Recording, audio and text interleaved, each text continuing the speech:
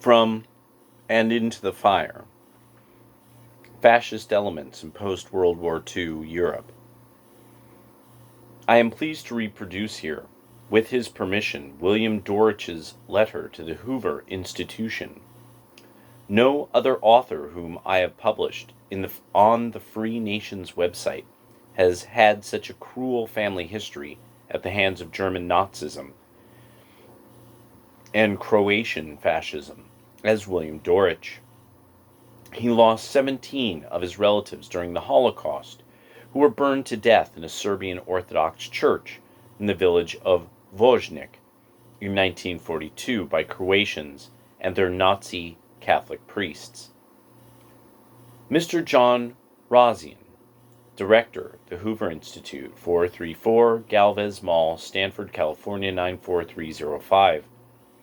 Dear Mr. Rosian, I write in response to The End of Balkan History by Fatos Tarifa and Peter Lucas, featured in the Policy Review of the Hoover Institution, an astonishing attempt to rewrite Balkan history by two Albanians, which should have no place in an institution of higher education, but this comes as no surprise, as Hoover and Stanford have demonstrated an ugly and biased assault on the Serbian people for many years. During the Bosnian Civil War, when hundreds of Bosnian forums were organized on university campuses across the country, Serbs were always denied participation. At such a forum at Stanford, Provost Condoleezza Rice was contacted by this writer to offer my participation in the forum, along with a number of prominent Serbian scholars, including Dr. Alex Dragnic, recipient of the Thomas Jefferson Award for Outstanding Scholarship at Vanderbilt University, and author of 10 books on Balkan history and politics. Ms. Rice ignored our telephone calls and correspondence. Instead, she made the opening statements for this student-sponsored Bosnian forum in which Serbs were denied a right to participate. At a Stanford University dinner party in 1992, the former president of the Hoover Institute, Glenn Campbell, who died in 2001, said publicly, "All Serbs are Nazis. It was too bad if the Croats killed the Jews, but they should have exterminated the Serbs, so that they would have no trouble with them today." The Hoover Institution never made a public apology to the Serbian community for this immoral and outrageous outburst. I personally took great exception to this unbridled racism, since I lost 17 of my relatives during the Holocaust who were burned to death in a Serbian Orthodox church in the village of Vojnik in 1942 by Croatians and their Nazi Catholic priests. I lost the last 5 relatives of my name during Operation Storm in August 1995, when 250,000 Serbs were ethnically cleansed from Croatia. My relatives were too old and too sick to flee. They were found a month later with their throats slit. The insults, bigotry, slander, and lies leveled at the Serbian people in this country, and which led to U.S. support of that war, and those massacres were led by morons from your institution. Serbs came to this country before the turn of the century and settled in the gold country of California, where they built the first Serbian Orthodox church in 1896, a church still in use, and have since built a dozen churches throughout California. The first woman, a Serb, elected to the California state legislature, Roseanne Vujic, was from Fresno, California. A freeway is named in her memory. The Balkan Chair at your teaching institute is sponsored by the Rados family of Southern California, who contribute handsomely to Stanford for decades, and yet Serbs have been vilified with collective guilt by the Hoover Institution. It reveals that no level of conscience or restraint is necessary in attacking us. The editor of this diatribe should be fired for the contempt shown for Balkan history and for the eagerness with which his publication allowed Albanians to write history. We now know that Operation Storm in August 1995 was aided and abetted by U.S. intelligence with cover from the Air Force, U.S. Air Force, who turned off the radar system to allow Croatia to violate the no-fly zone. The Croats bombed and strafed fleeing Serbs, a war crime by every definition. Operation Storm was led by Agim Ceku, an Albanian war criminal who massacred Serbs in Croatia in 1992 and 1995 and went on to massacre entire Serbian villages in Kosovo. This is well documented by the Dutch, whose troops were on the ground, by Canadians like General Mackenzie, who commanded UN troops in the area. How immoral that the Hoover Institute now pays tribute to Ceku, a criminal who anointed himself prime minister over Kosovo before any statehood had been internationally considered or granted. During the Holocaust, Nazi Croatians, Bosnian Muslims, and Albanian Nazis helped to liquidate over 1.2 Serbs, Jews, and Gypsies in Yugoslavia. Many of the war criminals responsible for these unspeakable crimes were brought into the United States.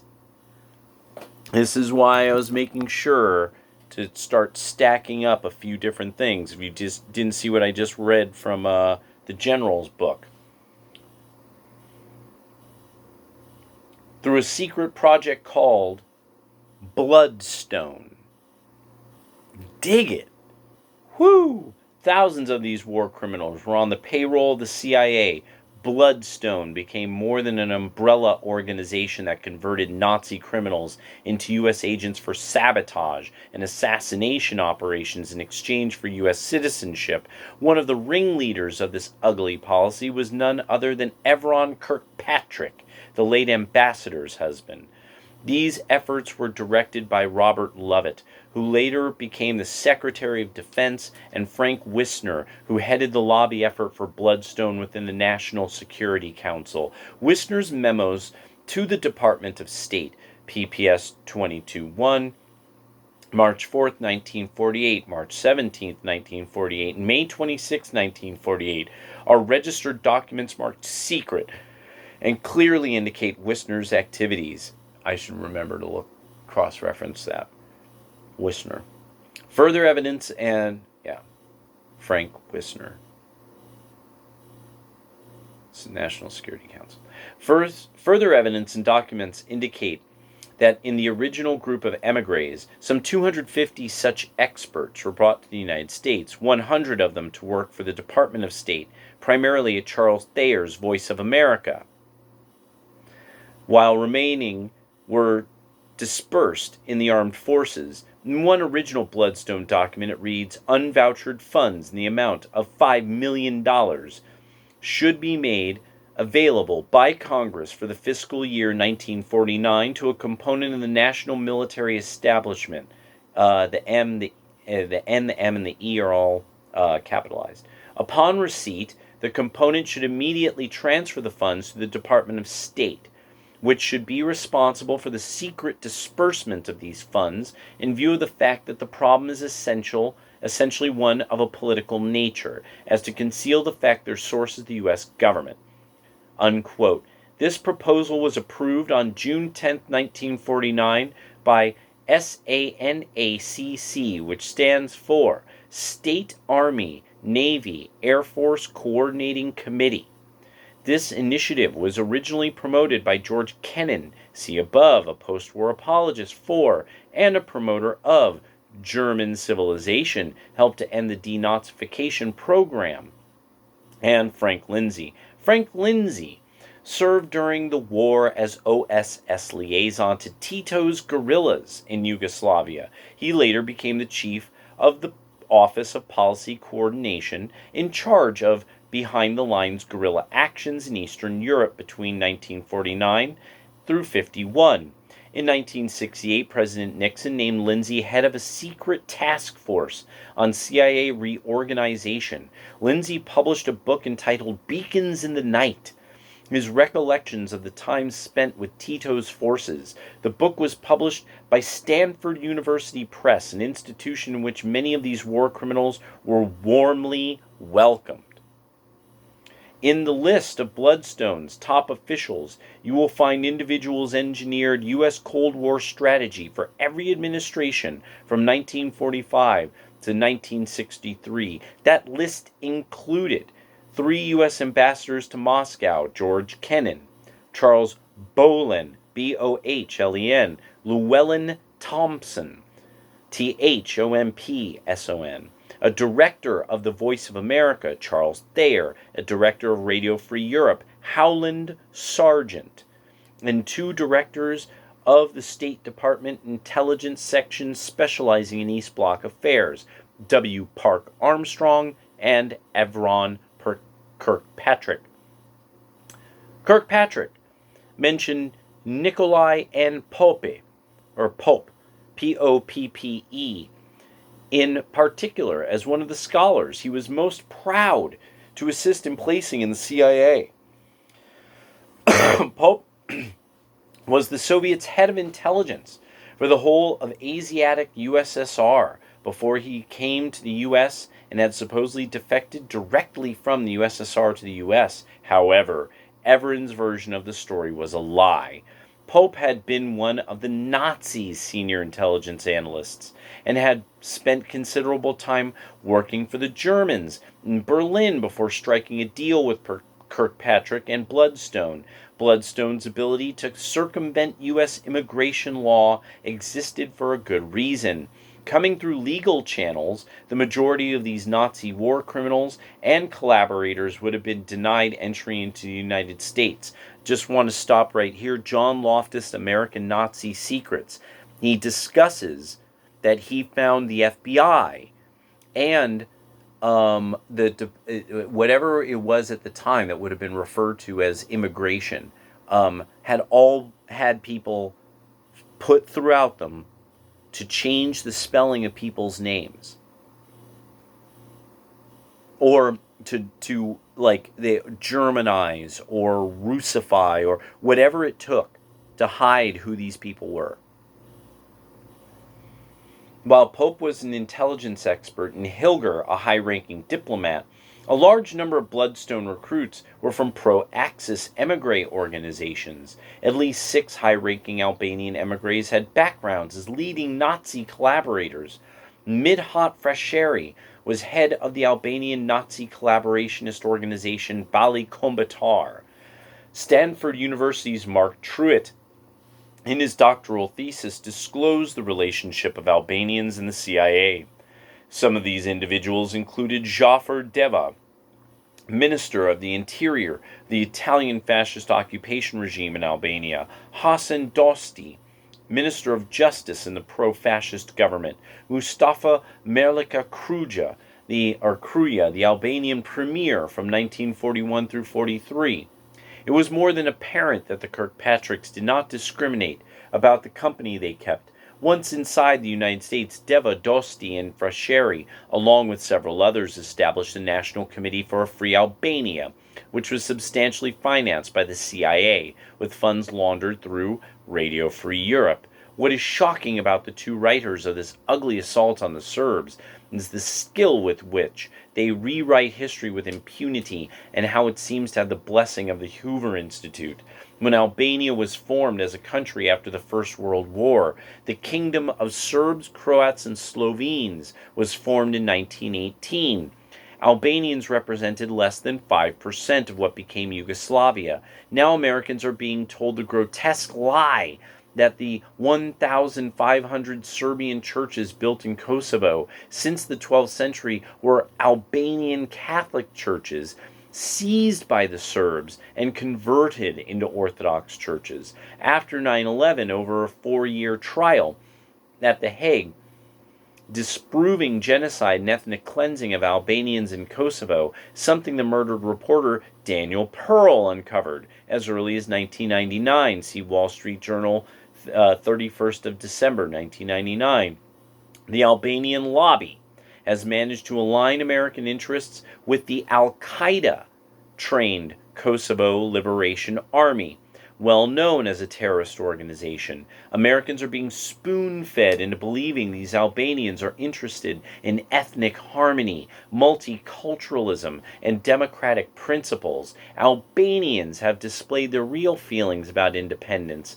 this past weekend in violence in Kosovo that left 2 dead and dozens injured. In March 2004, in 4 days of the same brand of mob violence, these same Albanians destroyed 43 ancient Serbian churches, some listed by UNESCO as world treasures. They razed 500 Serbian homes and murdered 14 Serb victims. Their own Albanian website showed a map of the region and not only included Kosovo but parts of Montenegro, Macedonia, northern Greece, where large minorities of Albanians live.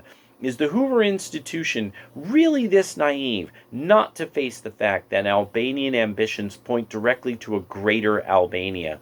The comment, "nobody wants to cohabit with Belgrade," is disgusting and insulting considering the Serbs and the majority of Kosovo for 1,000 years until the Holocaust, when over 10,000 Serbs were liquidated and more than 150,000 were ethnically cleansed from Kosovo, and considering that Albanians were in the Milosevic government.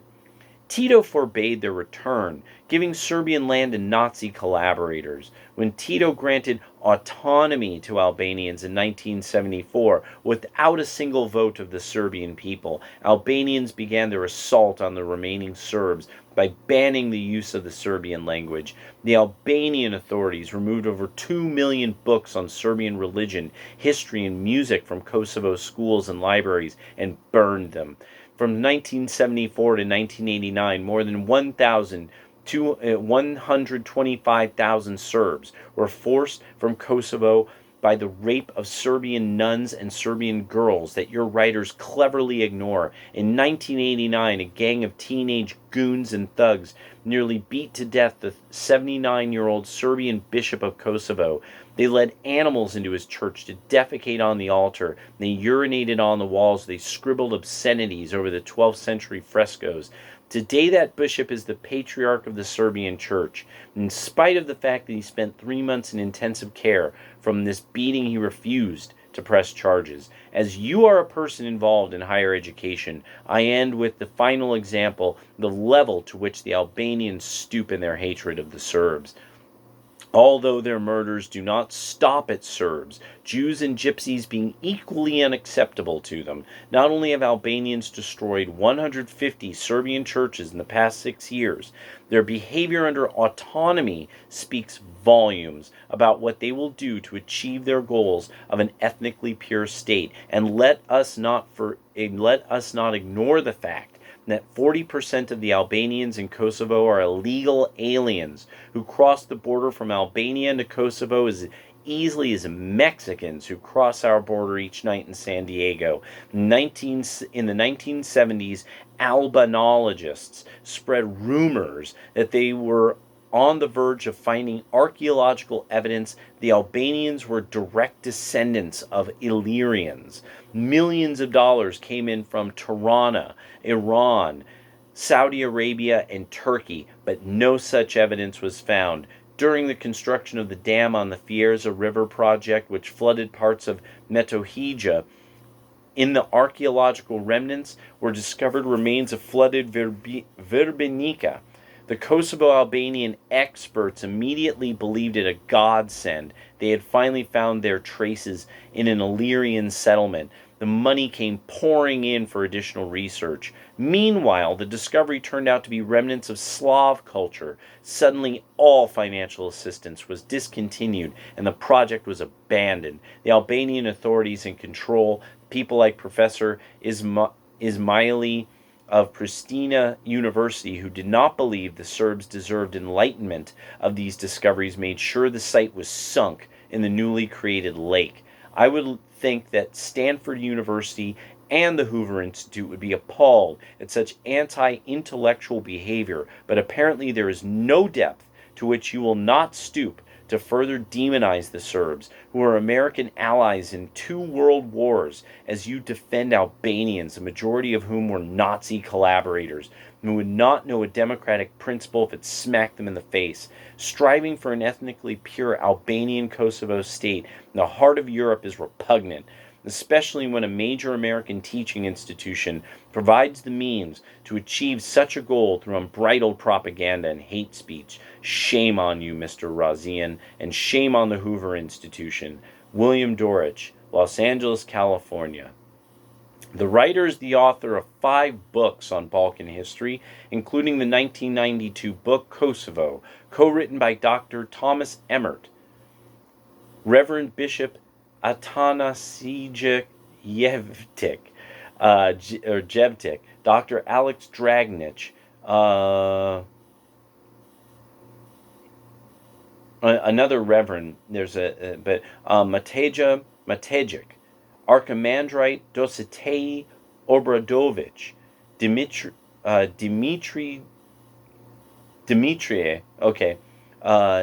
Djordjevic, and Slavko Todorovich. William Dorich is a recipient of the Order of St. Sava, the highest recognition given to a lay person by the Holy Synod of the Serbian Orthodox Bishops, and an award of merit from the Serbian Bar Association of America. So, there's just going to stack a few things on. Some of you might start seeing a little interesting pattern.